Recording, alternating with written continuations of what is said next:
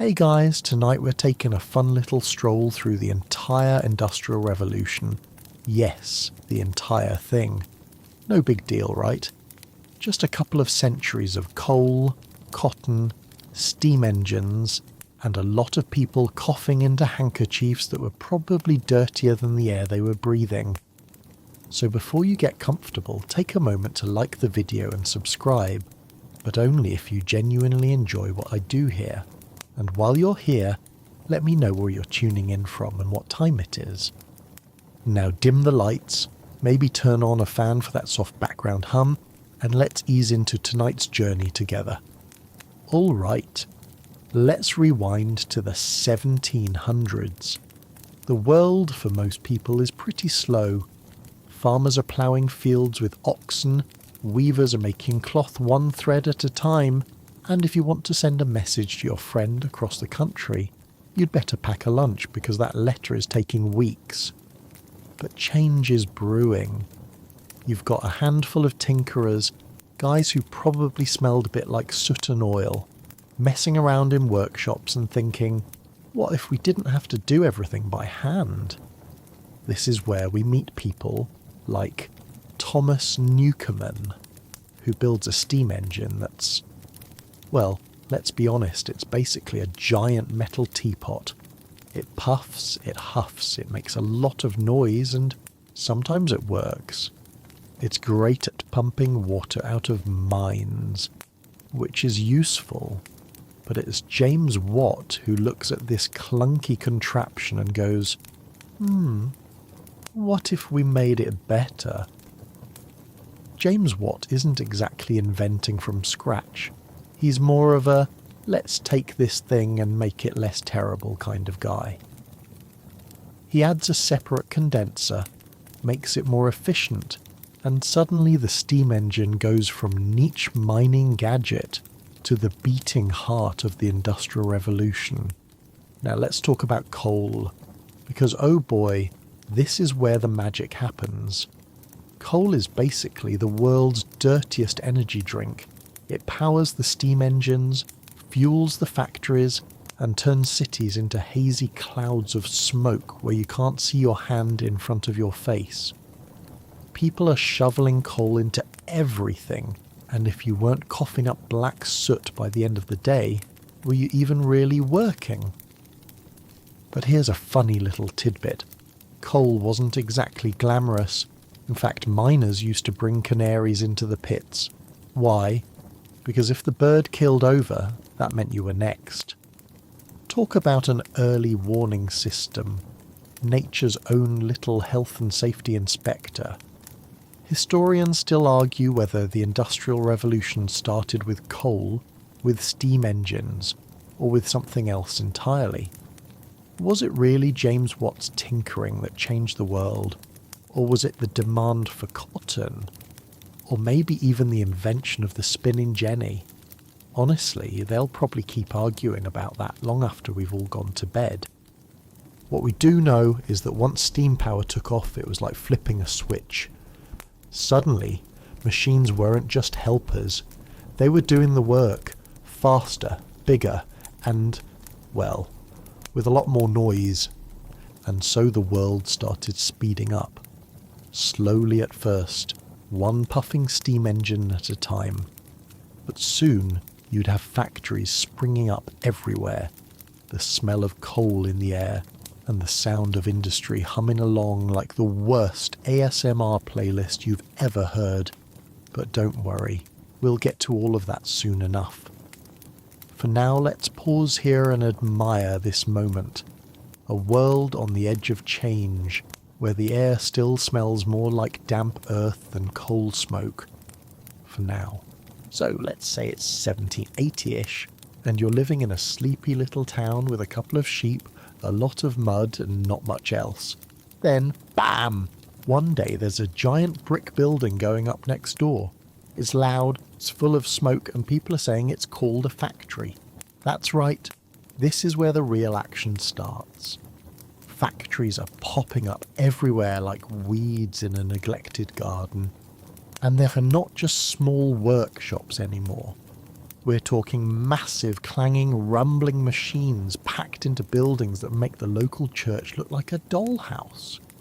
If you thought weaving a scarf by hand was impressive, wait until you see a power loom spit out enough fabric to wrap the whole village in less time than it takes you to milk a cow.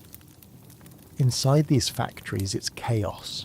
Imagine a giant room crammed with machines, spinning frames, water frames, power looms, just whirring away, filling the air with so much noise that you can't hear yourself think. Workers are packed in like sardines, running back and forth, dodging belts and gears, trying not to get caught in the machinery. And yes, people did get caught in the machinery. Let's just say that workplace safety wasn't exactly the hot topic of the day.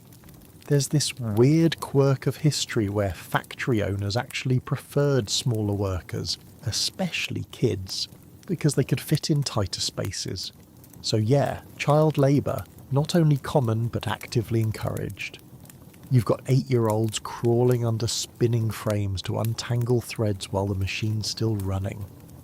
If that doesn't sound like a health hazard, I don't know what does. Oh, and fun fact, workers in textile mills were often fined for wasting time, which could mean literally anything. If you sneezed too much, talked to your neighbour, or took an extra second to wipe sweat off your face, the boss could dock your pay. It's like being in the world's worst game show, except instead of a prize, you get less bread for dinner. Historians still argue whether this factory system was a brilliant leap forward or just a fancy new way to grind people down. On one hand, you've got machines making goods faster and cheaper than ever before. On the other hand, well, let's just say you wouldn't want to be working a 14-hour shift on a crowded factory floor while your lungs fill with cotton dust. And that's the thing, these places looked impressive from the outside. Tall chimneys, big iron gates, the hum of industry. But step inside and it's a different story. The heat, the noise, the smell of oil and sweat mixed with damp walls, and the faint tang of burnt fabric. The days are long, the breaks are short, and the only thing that keeps you going is the knowledge that if you don't show up tomorrow, there are 10 people lined up outside ready to take your place. It's not all bad news though. Some people do make it big during this time. Inventors, entrepreneurs and mill owners are raking in cash faster than they can count it. They build grand houses, sip tea in fancy parlours, and host dinner parties where they talk about progress while completely ignoring the fact that their factory workers are basically coughing themselves to death. And so the factory age rolls on, loud, fast, and absolutely relentless. The machines are hungry and they don't care how tired you are or how much your feet hurt. All you can do is keep up or get left behind. Now, while factories were roaring to life, the real unsung heroes, or maybe sufferers or buyers of the Industrial Revolution, were the coal miners. Because let's be honest, somebody had to dig up all that coal to keep the machines running. And it wasn't exactly a glamorous job. Imagine spending your days underground, in tunnels so tight you sometimes had to crawl on your hands and knees. The air is thick, heavy, and smells like damp stone mixed with a bit of despair. There's a constant drip of water from the ceiling, and the only light comes from the faint flickering glow of an oil lamp. One wrong move, and you might set off a gas explosion. One shift too many and your lungs start to feel like they're filling with the black dust, which, spoiler, they kind of are. Miners had to haul coal up to the surface in carts, pushing them along narrow tracks or even dragging them by hand. There was no elevator, no lift, just pure muscle power and the hope that the roof wouldn't cave in. And if you were too slow, well, there were plenty of desperate folks waiting outside the mine gates ready to take your place. Oh, and about those canaries. Yep, they really did use birds in cages as an early warning system. The idea was that if the bird dropped dead, you might want to get out of there fast. Historians still argue whether this was an act of clever innovation or a darkly poetic sign of how little value was placed on human life. Either way, it worked. Sometimes. Coal mining wasn't just a job, it was a sentence. People worked in the pits from the time they could walk until their bodies gave out. Families lived and died by the mines. And while the Industrial Revolution often gets painted as a story of progress, let's just say the view from the bottom of a coal shaft wasn't quite as rosy. But for the industrial machine to keep moving, someone had to feed the beast. And coal was the fuel that kept the fires burning, even if it came at the cost of a few crushed ribs, blackened lungs, and, let's be honest, a lot of grumbling about how much life stinks when you're coughing up soot before breakfast. Meanwhile, above ground, the world was moving faster, trains were rolling out and the cities were growing. But deep underground, the miners worked by lamplight, chipping away at the very rock that powered it all. And whether you called it progress or just a lot of backbreaking labour, the coal kept coming. Alright, let's talk about kids, because when it comes to the Industrial Revolution, no one really asked the kids how they felt about all this change. Spoiler, they probably wouldn't have said super excited. You see, kids weren't just hanging around playing marbles or skipping stones anymore. No, they were shoved straight into the heart of the industrial machine, quite literally in some cases. Tiny hands were the perfect size for untangling threads, cleaning out soot or pulling bits of cotton fluff from under running machines. And let's be real, when the machines are bigger than you are and moving faster than your reflexes, it's a miracle if you make it home with all your fingers. Factories, coal mines, textile mills, you name it, kids were there. And the hours, brutal, 12, 14, sometimes 16 hours a day, 6 days a week. Forget school, education was a luxury for the rich. For everyone else, learning was replaced by how not to lose a limb at work, and how to look busy when the overseer walks by.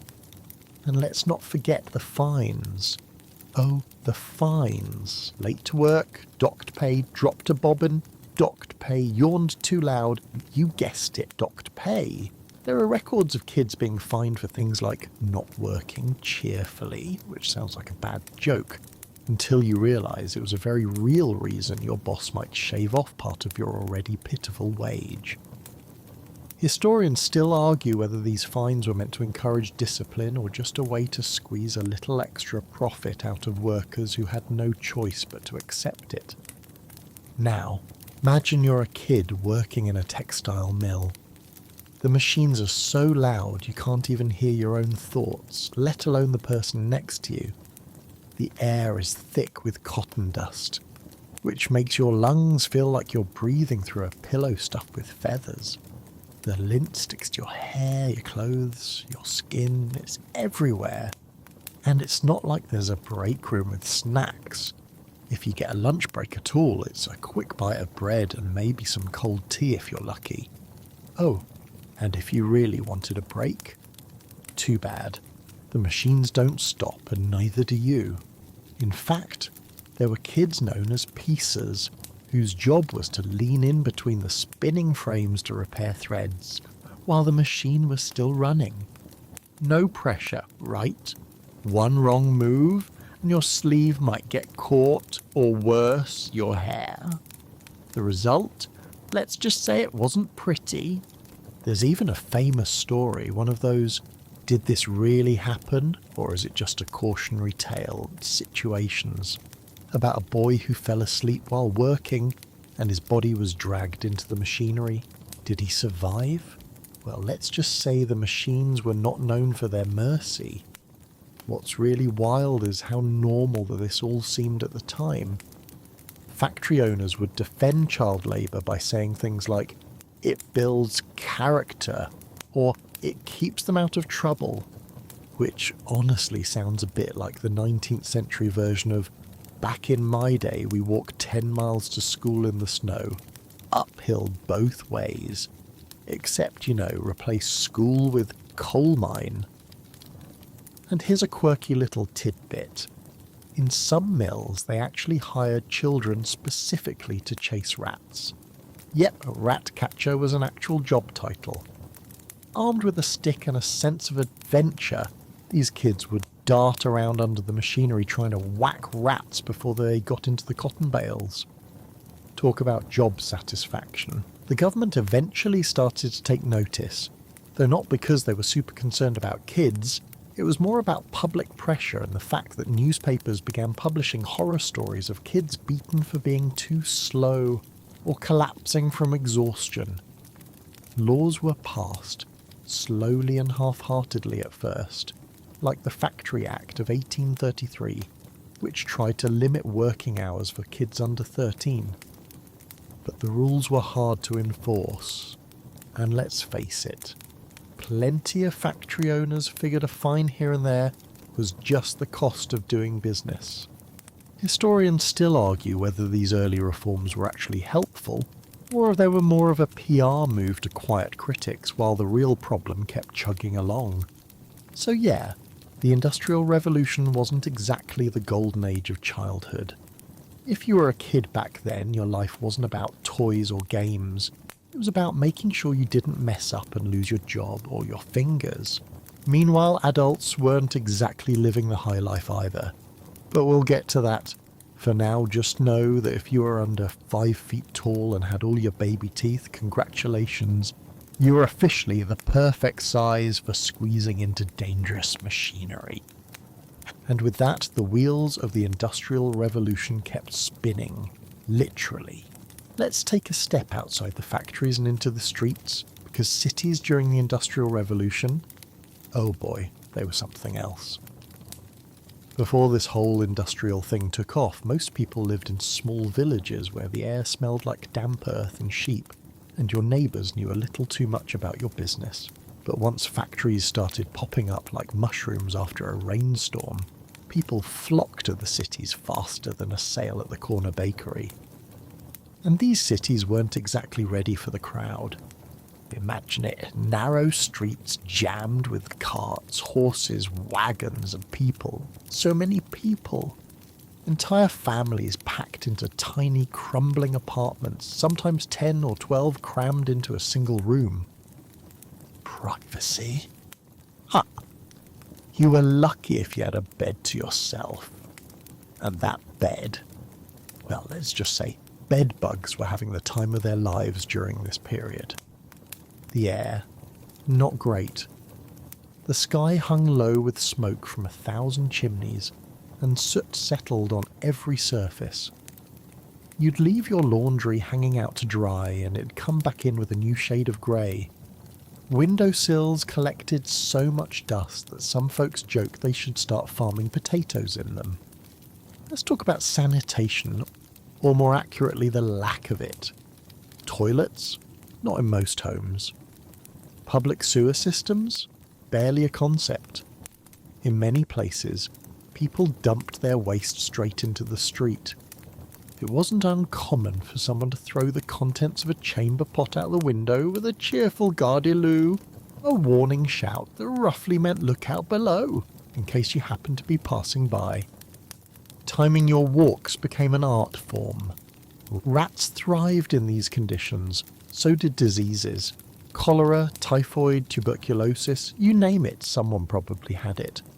And it wasn't like doctors had a lot of solutions. A lot of medical advice back then boiled down to, maybe you should stop working so hard, which wasn't exactly practical when your boss was threatening to fire you for taking a day off to cough up a lung. Historians still argue whether the overcrowding of cities was an inevitable part of industrial progress, or just a sign that nobody really thought this through. I mean, when you've got an entire neighbourhood built around a factory with no fresh water source, you might have a problem. But it wasn't all bad news. There was a strange electric energy in these cities, a feeling that something big was happening. Streets were bustling with traders, shopkeepers, tinkers and inventors. You could buy goods from all over the world, cotton from India, tea from China, sugar from the Caribbean.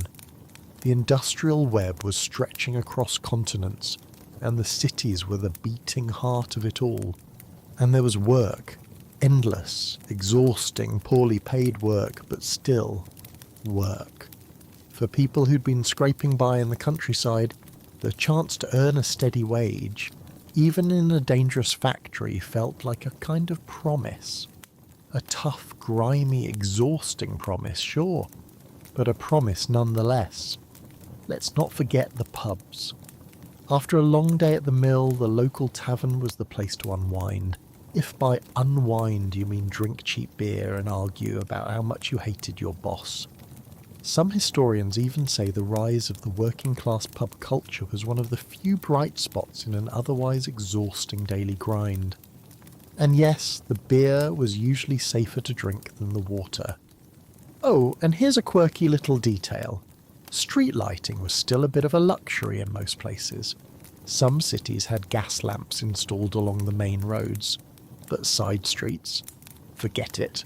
If you wanted to walk home after dark, you'd better bring a lantern or just hope you didn't fall into an open sewer.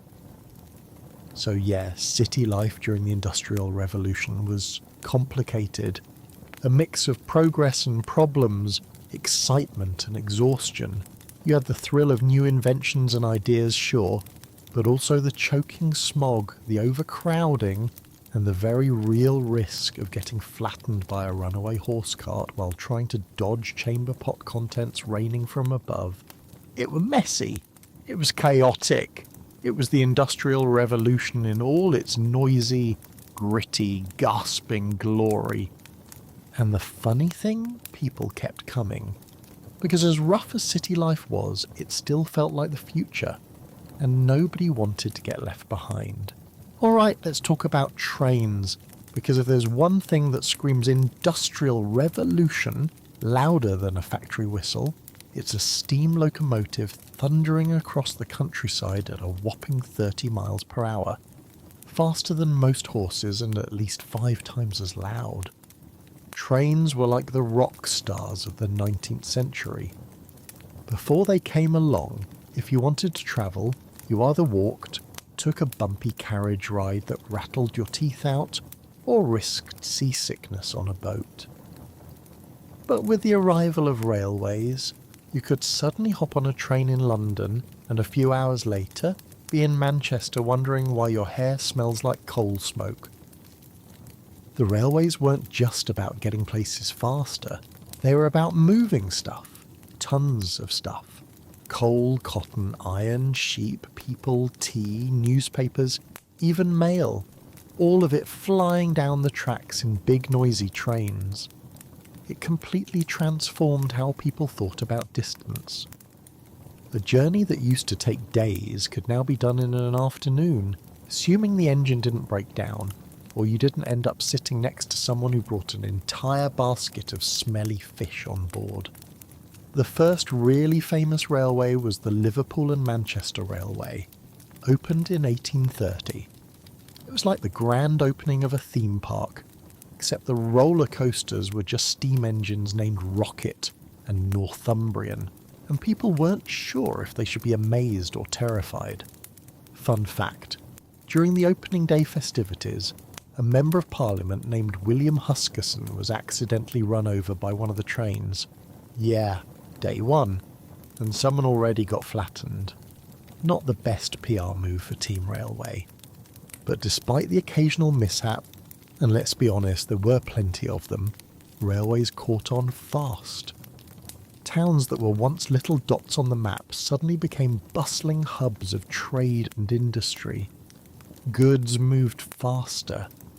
People travelled farther. The idea of taking a day trip somewhere became a thing. Tourism as we know it kind of started here, thanks to trains. And of course there were train stations, big, fancy, sometimes ridiculously ornate buildings that were part waiting room, part social club, part let's show off how rich and important we are. Imagine a giant iron and glass cathedral, but instead of sermons, you've got announcements like, the 4:15 to Birmingham is delayed because someone's sheep wandered onto the tracks again. Here's a quirky little detail. Early train travel wasn't exactly glamorous for everyone. First-class passengers had plush seats and occasionally snacks that weren't just bread and cheese. But if you were in third class, you were basically sitting on a wooden bench in an open cart exposed to the wind, rain and soot that rained down from the engine. They called it travelling like cattle, and yeah, it wasn't exactly a 5-star experience. Still, people did it. They braved the cramped conditions, the noise, the smell of burning coal, and the constant threat of being late because, let's face it, railway timetables back then were more of a wish list than a promise.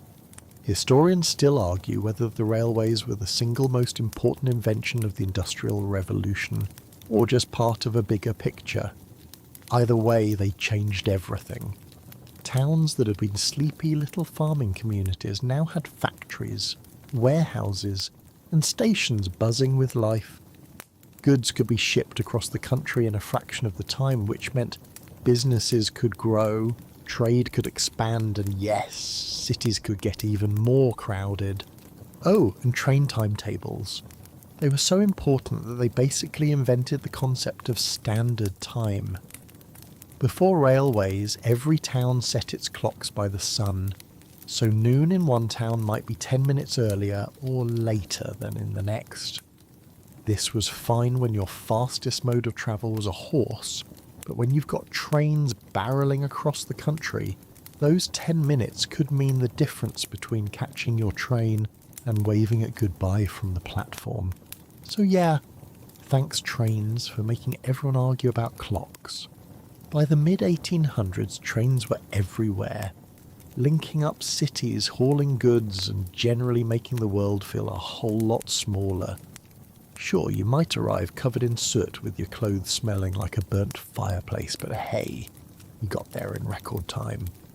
And as the train sped along, puffing smoke into the sky, the Industrial Revolution kept gaining steam, literally and figuratively. The world wasn't slowing down anytime soon. Now, behind every clanking machine, roaring train and billowing factory chimney, there's a person. And behind many of those people, there's usually someone holding a patent and a very large bank account. That's right, let's talk about the inventors, the tinkerers, and the, shall we say, business-savvy folks who rode the Industrial Revolution straight to the top. First off, there's James Watt. We've already mentioned him and his fancy steam engine, but let's be clear. Watt didn't invent the steam engine. He just made it way more efficient. And by efficient, I mean it could actually be used for things other than making a lot of noise and occasionally exploding. His improvements turned the steam engine into the industrial powerhouse it became. And fun fact, Watt even got a unit of power named after him, the watt. So every time you plug in your phone or turn on a light, you're giving a little nod to a guy who once thought, what if I just add a separate condenser to this thing? Then there's Richard Arkwright. If Watt is the poster child for steam power, Arkwright is the king of the cotton mill. His invention, the water frame, could spin cotton fibres way faster than anyone could by hand. But Arkwright wasn't just an inventor, he was a businessman. He built massive mills, hired hundreds of workers, including kids of course, and figured out how to scale up production in a way that had never been done before. He didn't just invent a machine, he invented the factory system.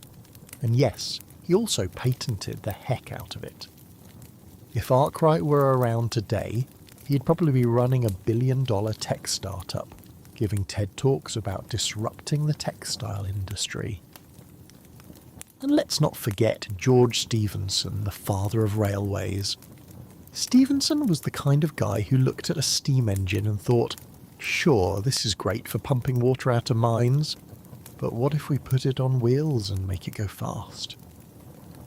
His creation, the locomotive rocket, wasn't the first train ever built, but it was the one that proved trains could actually work in the real world.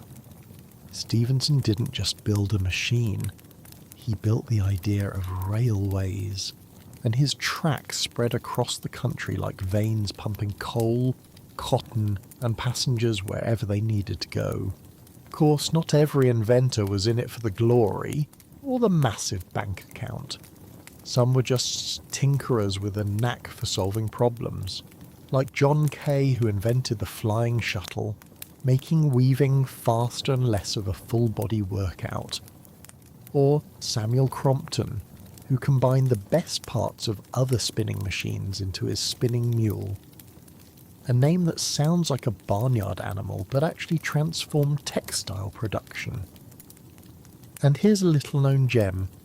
In the early days, some inventors were terrified of having their ideas stolen. Patents were the only legal protection they had, but enforcing them, that was a whole different story. There were cases where rival mill owners would literally break into each other's factories to steal machine designs. It was less friendly competition and more industrial espionage with a side of sabotage. Historians still argue whether these inventors were heroes of progress or just clever opportunists who happened to cash in at the right time. After all, for every Watt or Arkwright, there were hundreds of workers sweating it out on the factory floor, earning pennies while the bosses built mansions with gardens big enough to host a cricket match. Speaking of which, let's not kid ourselves. Some of these inventors were not exactly humble. They knew they were changing the world, and they wanted everyone else to know it too. The Great Exhibition of 1851 in London was basically one giant "look what we built" party. Imagine a giant glass palace, yes, really, called the Crystal Palace, stuffed full of the latest and greatest inventions from across the empire. Steam engines, looms, printing presses, even some early photography equipment. If it was shiny and new, it was on display. And while visitors marvelled at the mechanical wonders, there were a few grumbles in the background. After all, not everyone was a fan of this brave new world. Some critics muttered that these inventions were just making the rich richer and the poor poorer. Others argued that all this progress was great if you ignored the kids losing fingers in the looms or the black smoke choking the cities. But for the most part, people were dazzled. They looked at the inventions, the machines, the shiny brass gears and thought, this is the future. And in a way they weren't wrong. The Industrial Revolution had turned inventors into celebrities and the world into a giant experiment in what happens when you hand humans a lot of coal, a few brilliant ideas, and a complete disregard for air quality. Now, let's zoom out a bit and take a good hard look at how all this stuff, the machines, the trains, the factories, was connected across the globe. Because the Industrial Revolution wasn't just a British thing, or a European thing, or even just an industrial thing. It was a global web, and at the centre of it all, cotton. Yep, good old cotton. Cotton was the lifeblood of the textile industry, and the textile industry was the beating heart of the Industrial Revolution. British factories were churning out mountains of cotton cloth, and all that raw cotton had to come from somewhere. Enter the colonies, and here's where things get complicated. Most of Britain's cotton came from the American South, grown on massive plantations worked by enslaved labour.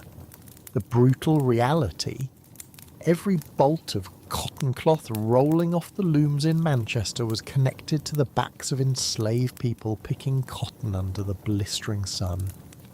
It's a part of the Industrial Revolution that doesn't get the shiny, triumphant headlines. And historians still argue whether it was the driving force behind Britain's industrial growth or just one very grim part of a bigger machine.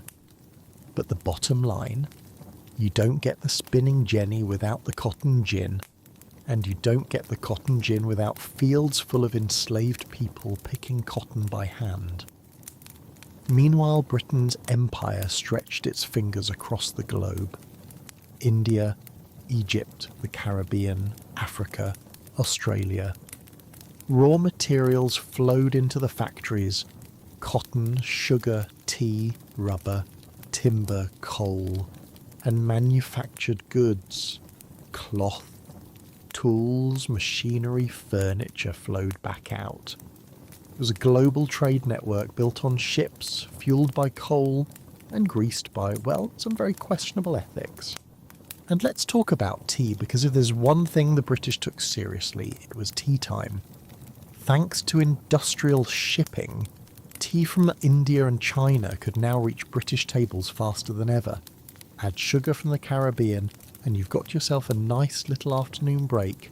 Just don't think too hard about where it all came from. Here's a quirky little tidbit.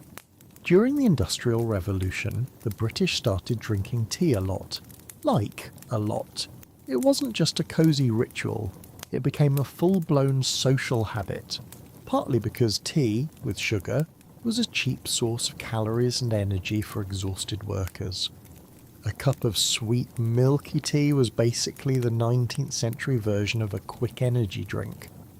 But of course, all this global trade wasn't exactly a friendly, fair exchange of goods and ideas. It was an empire built on power, economic, military, and sometimes literal gunboats. Take the Opium Wars, for example.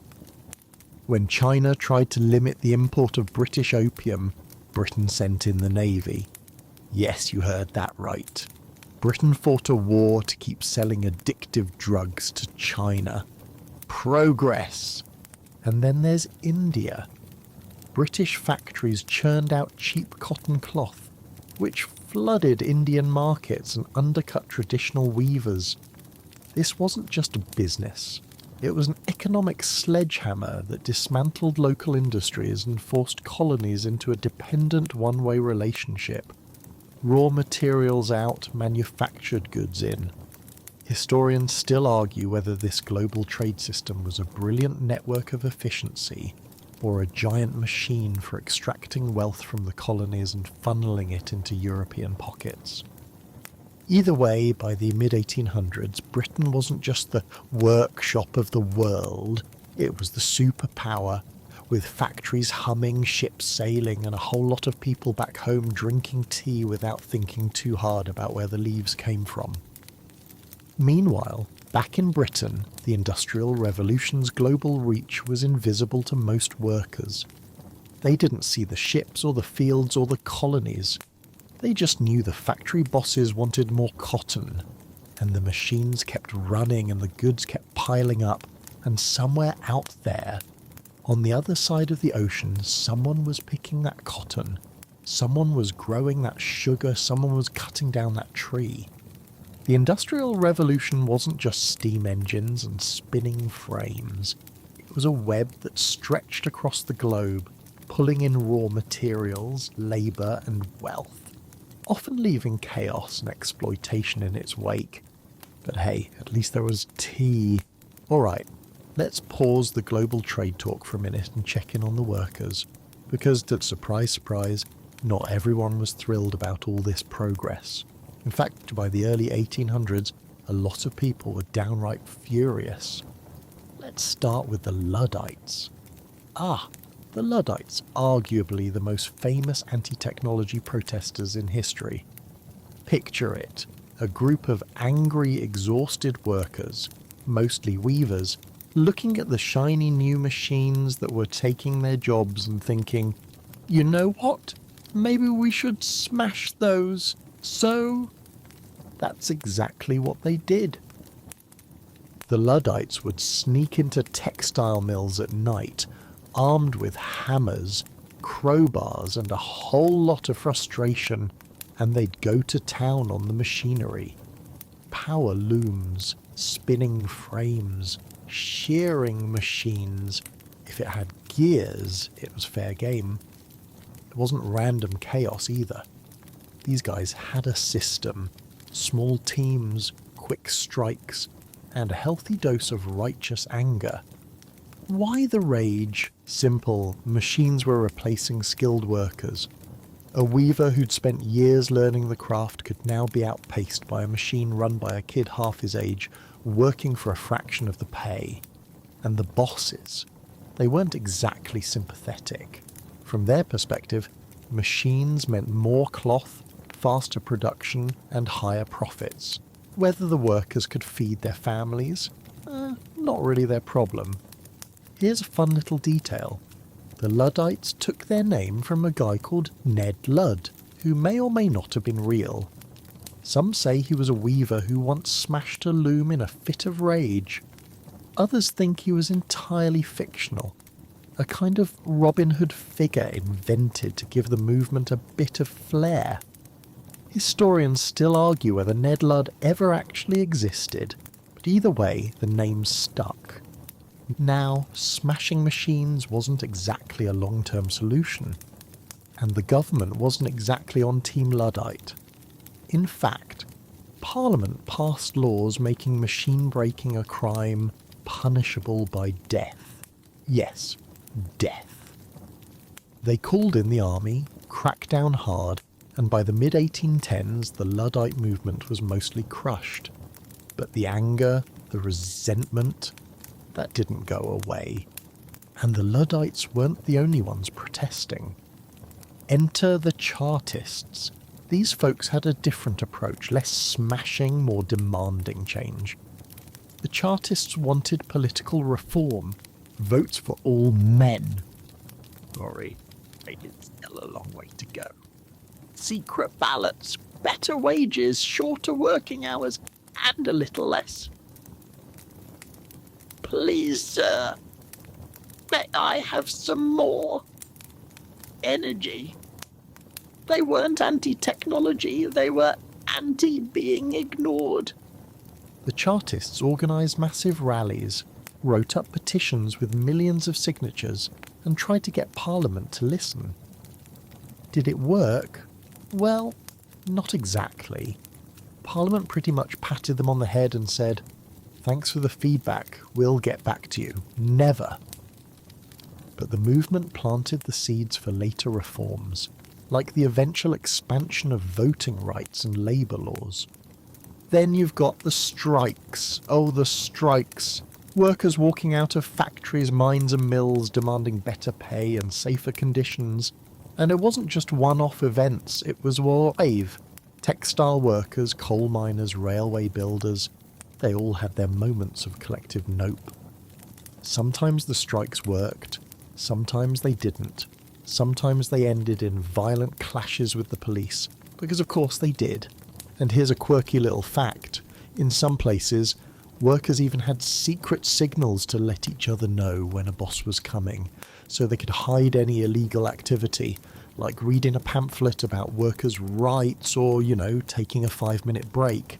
Historians still debate whether these early protests and movements were the beginning of the modern labour movement or just temporary flares of frustration that burned out too quickly.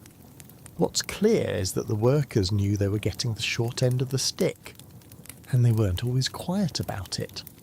It wasn't all doom and gloom, though. These protests and strikes eventually forced some changes.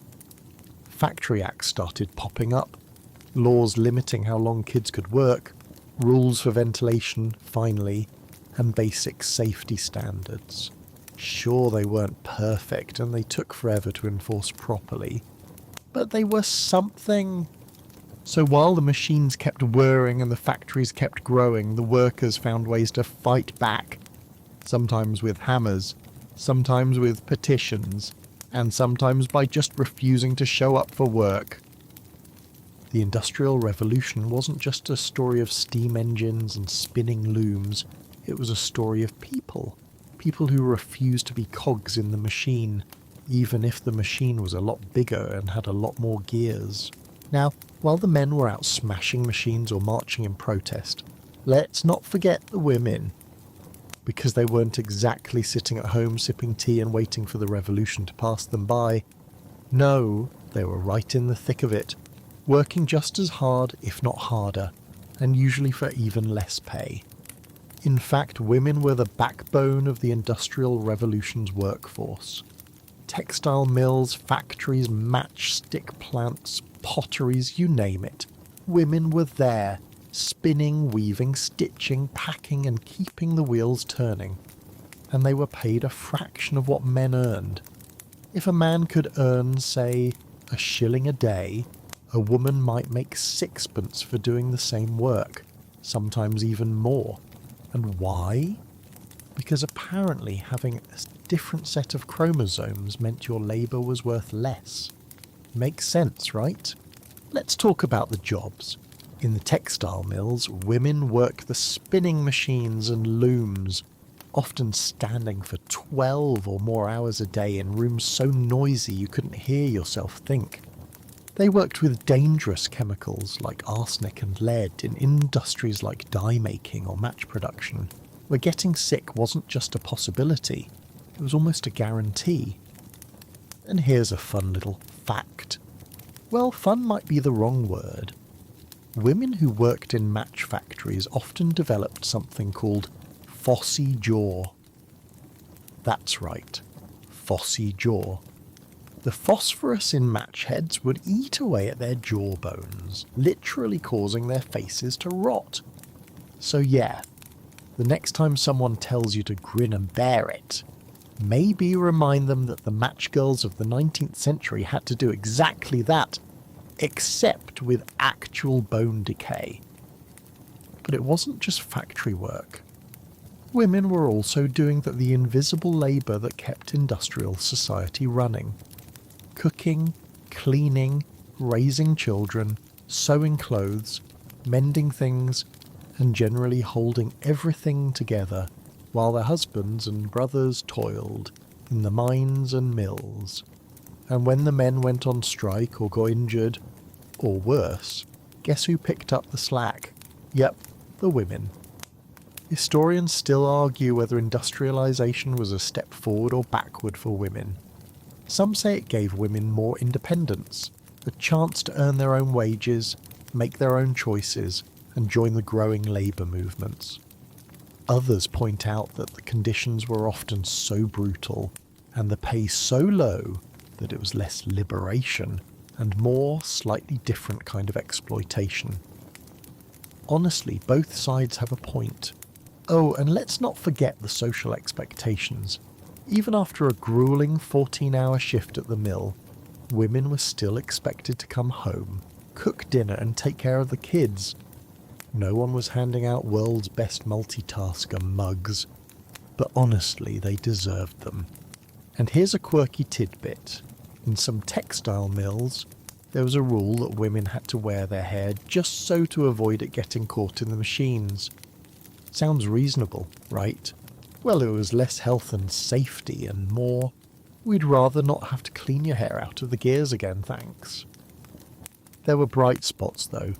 Women started organising, slowly, quietly at first, but eventually loudly and proudly. The match girls, for example, went on strike in 1888, demanded better pay and safer conditions, and they won. That strike became a symbol of what could happen when women stood together and refused to accept the status quo. And sure, the fight for fair treatment wasn't over by any means, but these early moments planted the seeds for the bigger movements to come. Women's suffrage, labour unions, and all the reforms that followed. So yeah, while the Industrial Revolution often gets told as a story of steam engines, iron bridges, and men in top hats, it was also a story of women. Tough, resourceful, overlooked women, keeping the whole system from falling apart. They worked the machines, they ran the homes, they fed the children, they fought back when they could, and they did it all for a few coins and maybe, if they were lucky, a little tea at the end of a long, long day. Alright, let's take a deep breath, literally if you can, because the next stop on this Industrial Revolution tour is pollution. Oh, and by the way, maybe keep that breath shallow, because the air, not great. If you lived in an industrial city during the 1800s, you didn't have to wonder whether the air was clean. You could see it. Thick black smoke poured from factory chimneys day and night, turning the skies into a permanent shade of soot grey. And if you wore a white shirt, well, it wasn't going to stay white for long. The problem was coal. Remember how coal powered pretty much everything? Yeah, well, it also left a little something behind, namely a whole lot of smoke, ash and poisonous gases. Every factory, mill and steam engine was like a mini smoke bomb, and when you packed them all into one city, the result was less bustling metropolis and more giant outdoor chimney sweep convention. London, Manchester, Birmingham, these places were filthy. The streets were lined with soot. The buildings were coated in grime, and the air, well, if you took a deep breath, you were basically flavouring your lungs with a light dusting of coal particles. Some people called it the Great Fog, but let's be honest, it was smog, and it wasn't doing anyone any favours. And it wasn't just the air. The rivers, oh, they were a whole different disaster. Factories dumped chemicals, dyes and waste straight into the water, turning rivers into toxic sludge flows. Fish, gone. Clean water, forget it. The Thames in London was so foul by the mid-1800s that they had an actual event called the Great Stink in 1858. Imagine a heatwave cooking up a cocktail of sewage, industrial waste and dead animals. The smell was so bad it literally shut down Parliament. Politicians were waving handkerchiefs over their faces, gagging at their desk door, and begging anyone to do something about it. Oh, and fun fact, doctors back then weren't totally convinced that dirty air was bad for you. Some thought smog might even have healthful properties, like a nice facial mist, except it was laced with sulphur, arsenic, and soot. Historians still debate whether early medical advice was genuine optimism or just a desperate attempt to make people feel better while their lungs slowly turned into coal dust collectors. Let's talk about buildings for a second. When you look at old photographs of industrial cities, you'll notice something funny. Everything's dark. Not because the buildings were built that way, but because over time the soot just stuck. Churches, homes, factories, they all turned a lovely shade of blackish grey. Some cities didn't even realise what colour their buildings were until they started cleaning them decades later. Surprise! That cathedral wasn't always dark brown, it was sandstone all along. And the health effects, yikes. Respiratory diseases like bronchitis and pneumonia were rampant. If you lived in an industrial city, coughing wasn't just a symptom, it was practically a greeting. Children grew up with chronic lung problems, workers hacked up black phlegm, and doctors started casually calling it black lung, because, well, they weren't wrong. Historians still argue whether pollution was seen as an acceptable side effect of progress, or just something no one wanted to deal with because the money was too good. Spoiler, it was a little of both. But hey, not everyone hated the smog. Some artists actually liked it. Painters like J.M.W. Turner looked at the smoky skies and thought, what a mood. The sunsets, when you could see them, were apparently pretty stunning, mostly because of all the particulate matter scattering the light. So if you were willing to risk a cough that sounded like a Victorian haunted house, you might get a pretty painting out of it. Of course, people did eventually start to notice that breathing in smoke 24/7 might not be ideal. By the late 1800s, there were the first stirrings of environmental reform, calls for cleaner air, regulations on factory emissions, and the beginnings of public health campaigns. But it was slow going.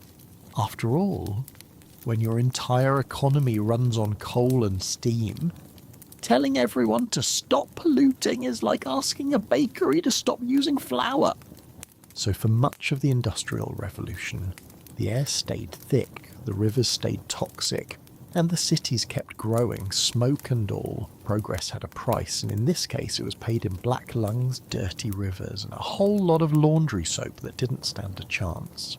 Alright, let's take a step out of the factory smoke and into the drawing rooms. Because while the workers were covered in soot and dodging looms, A new group of people was sitting comfortably, sipping tea, and wondering whether the butler had polished the silver. Yep, we're talking about the new middle class. The Industrial Revolution didn't just create machines, it created money. Lots of it. And while the factory workers were counting their pennies, some folks were counting profits, adding extra wings to their country houses, and figuring out which shade of wallpaper screamed, "I'm important the loudest." These weren't the old aristocrats, the lords and ladies whose families had owned land for centuries. No, these were the nouveau riche, businessmen, factory owners, investors, and entrepreneurs who'd made their fortunes in cotton, coal, iron, and, well, just about anything you could sell by the ton. They were the ones who could afford to not work in a factory. The typical middle-class family might have a nice townhouse in the city, a governess for the kids, a maid or two, and maybe even a cook if they were feeling fancy. The parlour was the heart of the home, decked out with velvet curtains, fancy rugs, and, of course, a piano, because nothing said respectable like forcing your daughter to play a slightly off-key version of Beethoven while you poured tea for your guests. Speaking of tea, it wasn't just a drink, it was the social ritual. A proper afternoon tea meant a crisp tablecloth, delicate china cups, and a carefully arranged spread of tiny sandwiches and cakes. And yes, the sandwiches had to be tiny. The idea was to show you were so refined, you didn't need a big slab of bread. You could survive on a triangle of cucumber and still hold a polite conversation. This new middle class loved showing off their success. They went to the theatre, hosted dinner parties, and invested in the latest gadgets, like gas lighting or, later on, even indoor plumbing, which was very fancy. They read novels by Charles Dickens, gossiped about Queen Victoria's latest appearance, and debated whether trains were making people too lazy. And here's a quirky little tidbit. Clocks and timekeeping became a huge deal. With factories running on schedules and trains operating by timetables, being on time became part of middle-class respectability. Owning a pocket watch wasn't just practical, it was a symbol that you were a person who mattered. But it wasn't all tea parties and clock watching. This new middle class also started to worry. A lot. They worried about crime, about moral decay in the working classes, about whether too much progress was a bad thing. They read newspaper articles about the dangerous classes, fretted over their daughters marrying the wrong kind of man, and debated whether workers' demands for shorter hours were reasonable or just lazy whining. Historians still argue whether the middle class helped drive progress by demanding better standards or just benefited from the suffering of the poor without doing much to help. Some were genuinely philanthropic, think libraries, schools and public parks. Others, not so much. They were happy to attend charity balls while paying their maids starvation wages. And let's not forget the fashion. Middle-class Victorians were obsessed with looking the part. Men wore stiff collars and top hats that could double as stovepipes, while women squeezed into corsets so tight they could barely breathe. Fun fact, the wasp waist look was so extreme that some women fainted at social events, which sounds dramatic until you realise they were literally suffocating themselves in the name of fashion. So while the Industrial Revolution cranked out steam engines and spinning frames, it also cranked out a new social class, one that was always trying to balance comfort with anxiety. They had better homes, better clothes, and better tea, but they also had a nagging feeling that somewhere someone was plotting to steal it all away. And so they built taller fences, locked their doors a little tighter, and kept an extra eye on the chimney sweep, just in case he had ideas above his station. Progress was messy, but at least in the parlour, with a fresh cup of tea and a plate of sandwiches, it felt like things were under control. All right, let's pause the polite parlour talk for a moment and get philosophical. Because the longer the Industrial Revolution rolled on, the more people started wondering, who's really in charge here? The humans or the machines? See, when the steam engines first fired up and the looms started spinning, it all felt pretty exciting. Like the machines were here to help. They were going to make life easier, faster, more efficient. Who wouldn't want that? But as the years ticked by, the machines didn't just help. They took over. Factories weren't just workshops, they were machines themselves, giant clanking, smoke-belching monsters that chewed up raw materials and spat out finished goods. And inside those factories, the workers were less like craftsmen and more like cogs in the system. You didn't make something anymore. You pressed a button, turned a crank, fed a loom. The machine did the rest, and your job was to keep up or get out of the way. Let's be honest, machines didn't exactly care about your feelings. They didn't care if your hands were sore, if you had a family at home, or if you'd been working for 12 hours straight. They didn't care if you were sick or tired, or had just gotten over a nasty bout of cholera. The machine had one job: keep running. And if you couldn't keep up, well, someone else could. Historians still argue whether the Industrial Revolution turned people into machines, or if it just revealed how mechanical work could be. Some say it was dehumanizing, stripping away creativity and turning workers into extensions of the equipment. Others argue it was empowering. Machines made production possible on a scale that changed the world. And there's a bit of truth to both sides. Sure, a lot of people felt like they were being ground down by gears and steam, but there were also folks who saw opportunity, who learned how to fix the machines, invent new ones, or run businesses that thrived in this noisy, smoky world. But here's a quirky little tidbit. Some workers actually named their machines. It's true. They'd call a particular loom Old Bessie, or a giant engine the Iron Giant. It was like naming a particularly stubborn pet. You didn't love the machine, but you had to deal with it every day, so why not give it a name? And speaking of stubborn, let's not forget the bosses. Factory owners started using machines to enforce discipline. They designed workflows that made it impossible to slow down, post strict schedules, and even install clocks in the workrooms so no one could sneak a break. Some factories were so regimented that workers said it felt like time itself was running the show. Not the bosses, not the machines, just the ticking of the clock, measuring out every second of their day. Meanwhile, inventors kept pushing the limits. New machines arrived faster than you could say patent pending.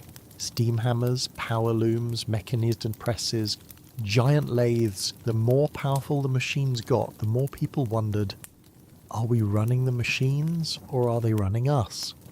And there were critics, poets, writers, philosophers. They looked at the grimy, smoking cities and asked, is this really progress?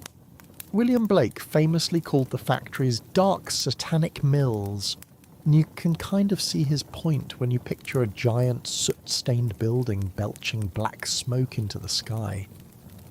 But despite the grumbling, the machines kept chugging along. People adapted, whether they wanted to or not.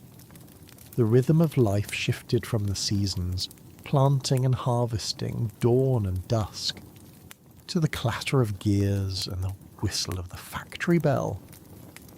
It wasn't just an economic shift, it was a mental one. The world felt faster, bigger, noisier. People started measuring success in output, efficiency and profit margins, not craftsmanship or community. The machine wasn't just a tool anymore, it was the model.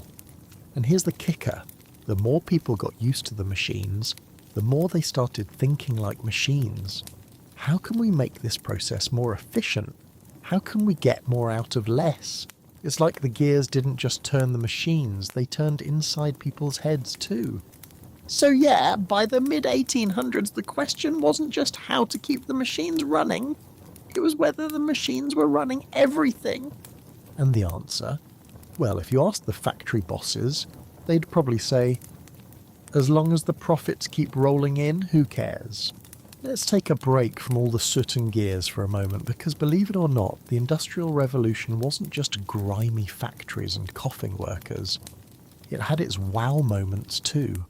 Big, bold, shiny feats of engineering that made people stop and stare and say, wait, we built that? Let's start with bridges. The old stone bridges of the medieval days were charming, sure, but they weren't exactly built for the kind of traffic the Industrial Revolution was generating. Enter the engineers who looked at rivers and said, no problem. Iron and steel were the new kids on the block, and they could handle a lot more than stone ever could. Take the Iron Bridge in Shropshire, England. Built in 1779, it was the first arch bridge made entirely of cast iron. People came from miles around just to look at it, and why not? It was the Eiffel Tower of its day, a symbol of what the industrial age could do.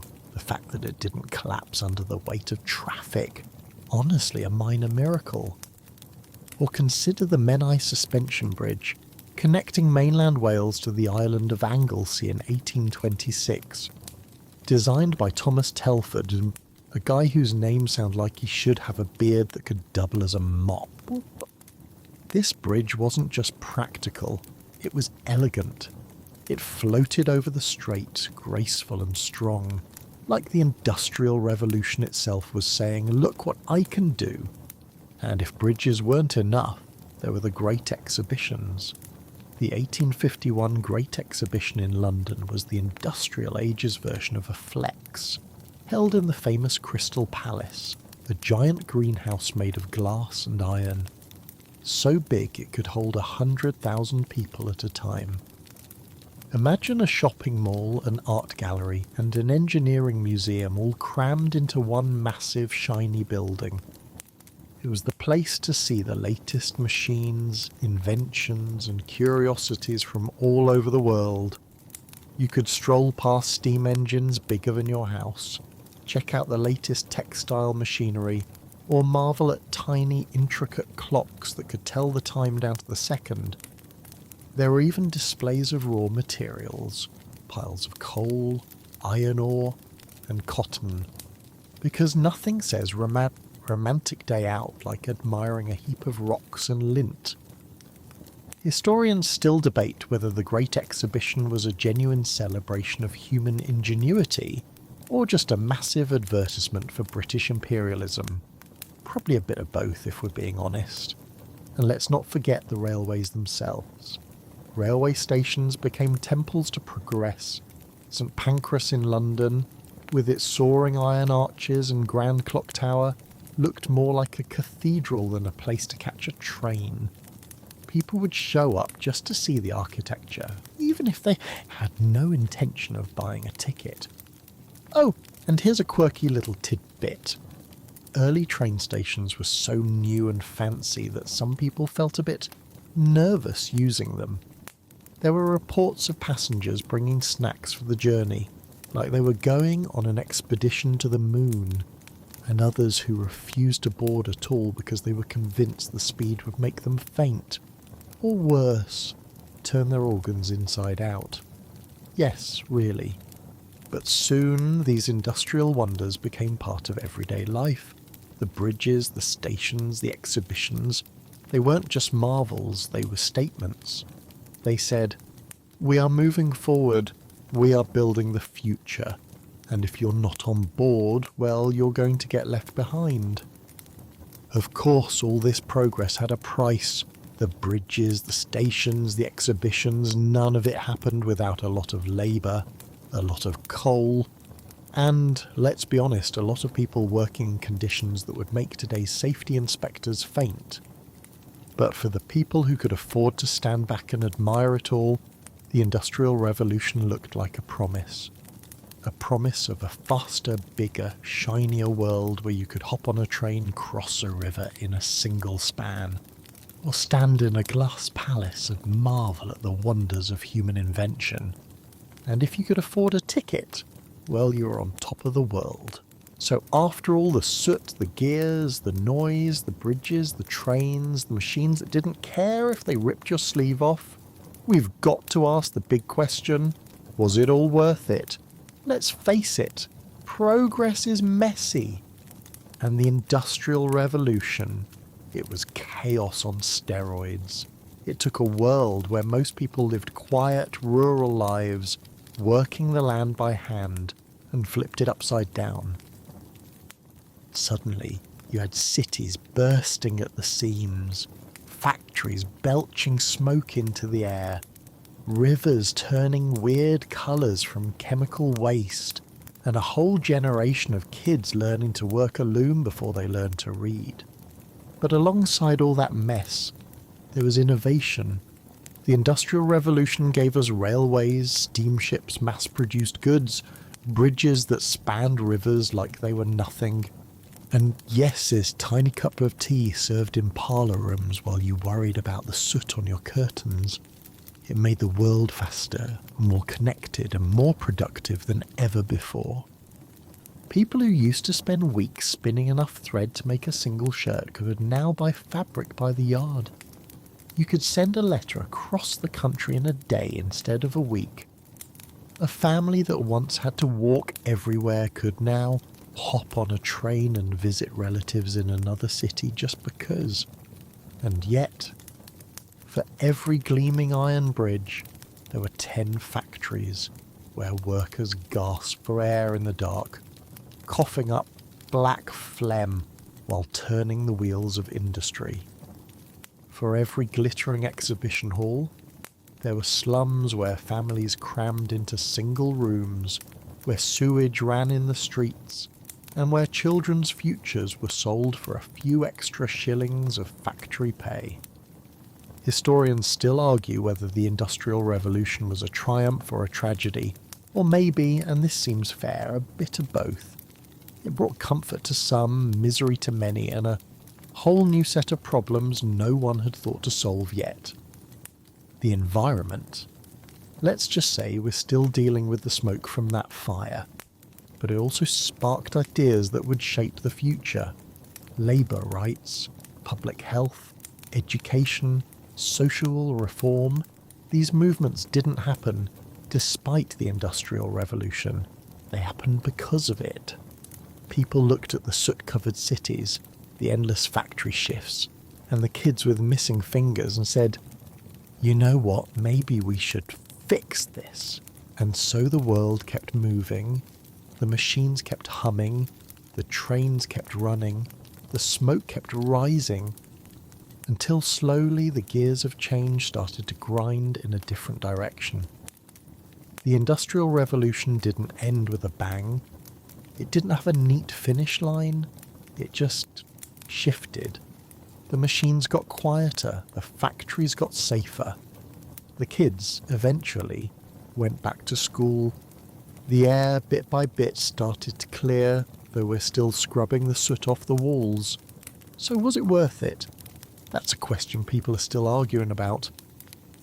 But one thing's for sure, the world before the Industrial Revolution was never coming back, and it was loud, it was messy, it was brutal. But it was also the spark that lit the modern world on fire. And now, as the last echoes of steam whistles fade into the distance, let's ease back into the quiet of the present. Take a deep breath, just a gentle one, no coal dust here, and let it out slowly. Feel the weight of the day drift away. The Industrial Revolution was a wild, relentless storm of change. It swept across fields and cities, filling the air with smoke, the streets with noise, and the world with 1,000 new ideas. It wasn't clean or fair or easy. It wasn't polite. But it was powerful. Factories hummed day and night, trains raced across the countryside, bridges stretched across rivers, and the world felt smaller, faster, noisier.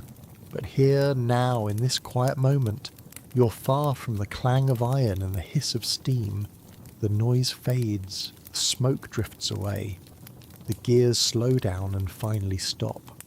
Your breath is steady. Your body feels heavy, warm, safe.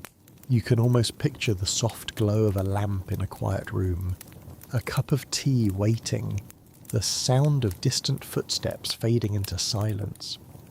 The world isn't perfect, but for tonight, it's enough to rest, to breathe, to let the machines go quiet. Tomorrow will come soon enough. For now, you've learned the story, felt the weight of the wheels turning, and seen how a world was reshaped by smoke and steam. Let it go for now. Let your thoughts drift. Let your eyes close. Sleep well.